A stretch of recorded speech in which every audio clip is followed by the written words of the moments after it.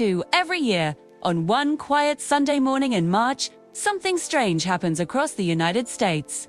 At exactly 2 a.m., millions of clocks suddenly jump forward to 3 a.m. One entire hour simply disappears.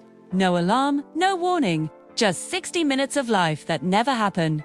For most Americans, that means waking up tired, confused, and wondering the same question: why are we still doing this at all? The tradition is called Daylight Saving Time, and in 2026 it begins on Sunday, March 8. But behind this simple clock change lies a century-long story involving wars, energy crises, politics, health concerns, and a debate that still hasn't been resolved.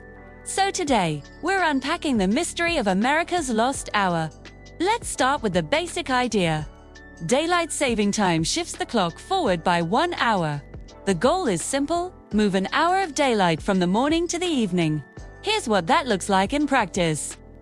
Before the time change in cities like Boston, sunrise 6:09 a.m., sunset 5:41 p.m. After the clocks jump forward, sunrise 7:08 a.m., sunset 6:42 p.m. So, instead of early sunlight, most people sleep through. Americans get an extra hour of daylight in the evening. In theory, that means more time outside, more evening activities, less need for artificial lighting. But the real question is, does it actually work?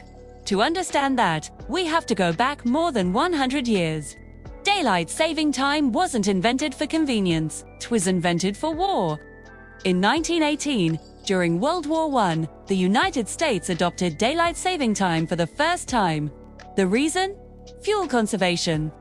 By shifting daylight later into the evening, factories and households would use less electricity and less fuel for lighting. At least, that was the theory. The program ended after the war, but the idea resurfaced again during World War II, when the US government introduced what was called wartime. Clocks stayed permanently 1 hour ahead to support national defense and energy efficiency. After the war ended, the system collapsed into chaos. Different states, and sometimes even different cities, chose their own time schedules. Throws. Imagine driving across a state and changing your watch 3 or 4 times.